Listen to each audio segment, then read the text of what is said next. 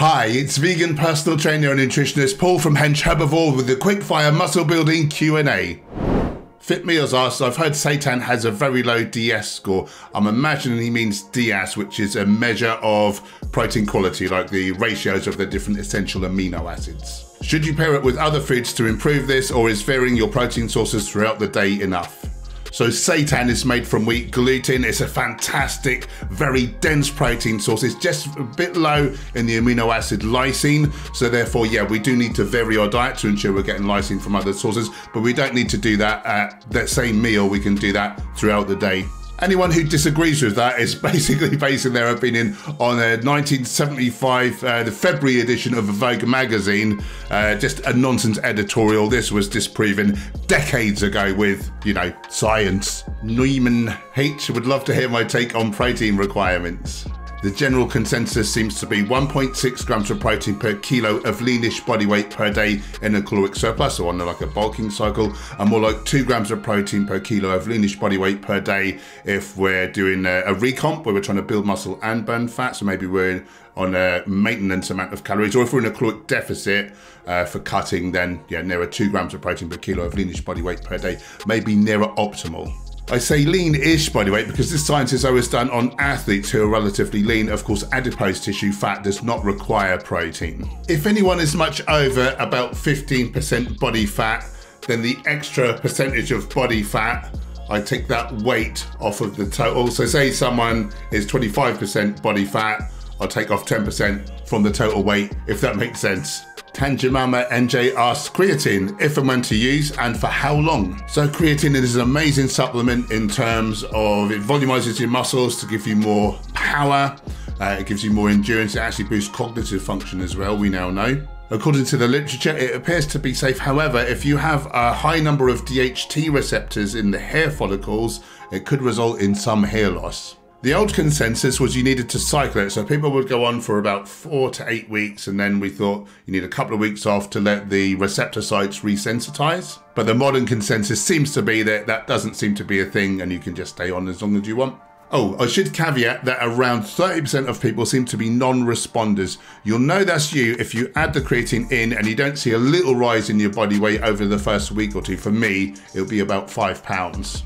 For the longest time, I thought that I was a non-responder. However, in recent years, I tried the VivaLife creatine monohydrate, the micronized version, and that actually did see the raise in weight for me. So it seems to be working. Link below if you want to try that out. VivaLife, code HENCH10, 10% off your first order. And you know, they do bodybuilding supplements, they do vitamins, minerals, superfoods, powders, all that type of thing. Check them out. MC Bob asks, how to build a good core? Well, first of all, we need to include a good range of exercises because, you know, many people think of the core as just the rectus abdominis, you know, the sheet of muscle running north to south, the visible abs on the outside. Well, underneath there, transversely across the hips, you've got the transverse abdominis, which has the effect of sort of pulling the gut in and making you look better and relieving back pain potentially. You've got the obliques, which is involved in lateral flexion, in rotation.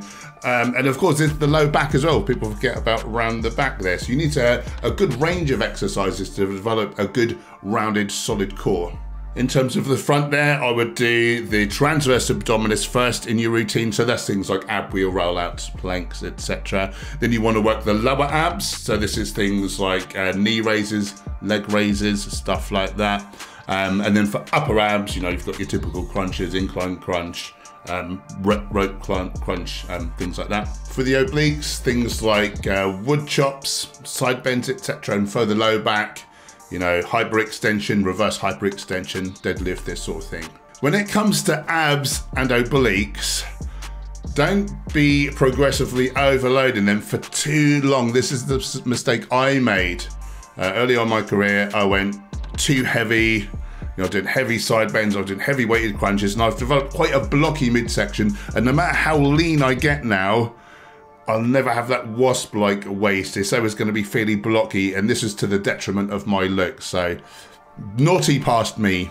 Arjun Gupta asks, what types of carbs help with the muscle building process? So this may sound a little bonkers to most people because you think, well, no, protein builds muscle, nothing to do with carbs. But if you don't have adequate calories, you'll then burn protein off as a fuel source. Of course, we can get calories from all kinds of places, but I do think that a high carbohydrate diet is the healthiest and the most productive to your workout goals. In terms of health though, we want to be getting our carbohydrates from whole plant foods. So fruits, these have sugary type of carbs, but they're slow release because of the fiber. And then complex carbs in the form of like grains, tubers, vegetables, even beans. Don't forget beans.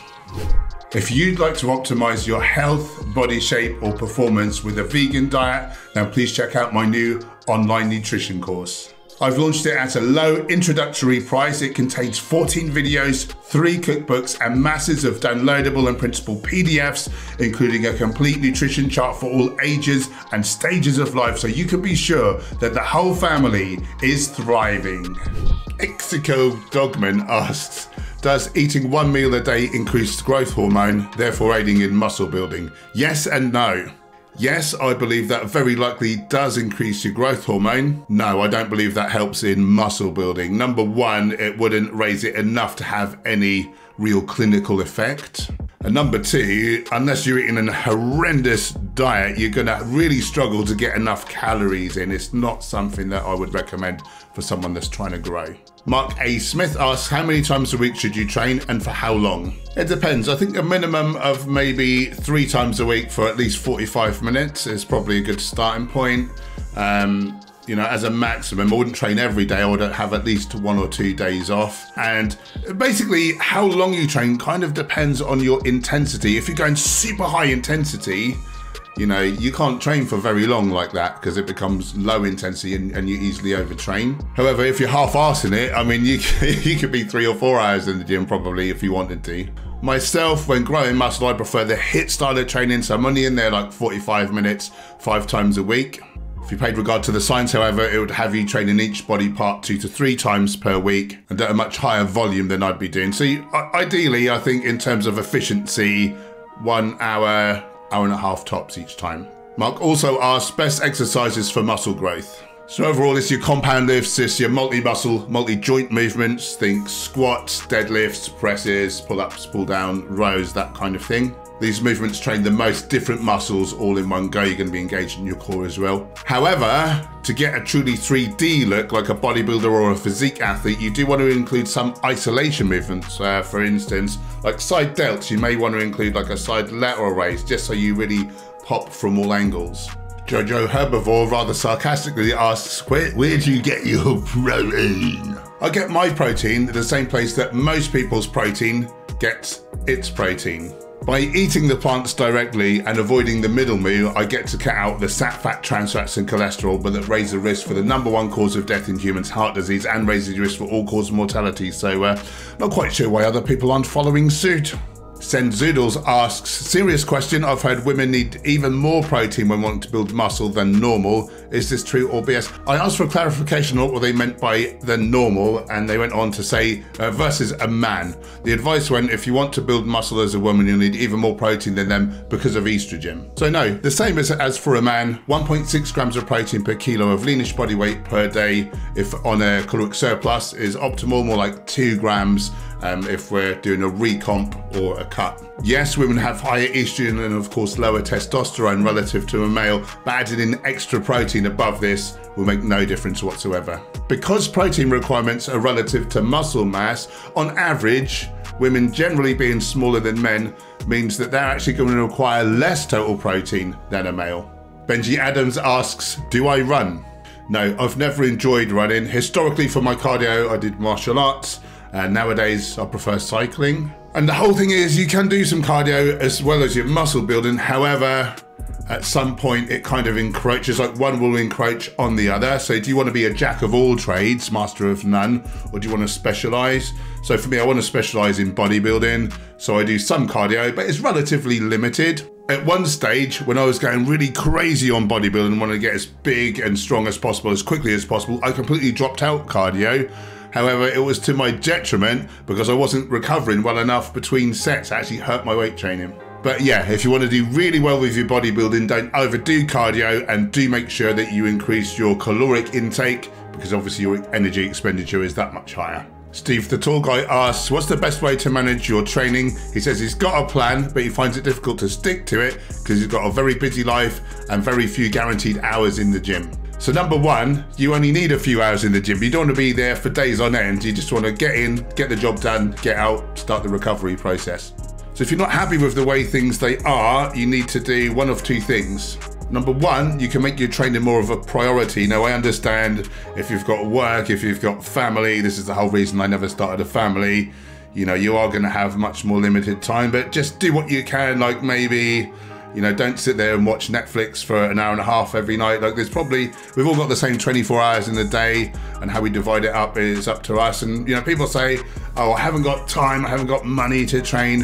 What I say is you've not made it enough of a priority relative to all the other things in your life. Or number two, you need to make your plan fit what you can guarantee. So say you've got an hour Monday, Wednesday and Friday, either do a whole body session 3 times a week, or perhaps you do like a real high intensity HIIT style training. So you're doing maybe upper body push, upper body pull, legs.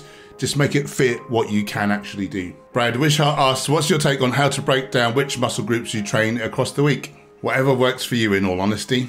If I had to guess what may be the most efficacious for the masses, I would say in general, push-pull legs for a man, and then for a woman, upper body, and then quads dominant legs one day and hammer glute dominant legs another day.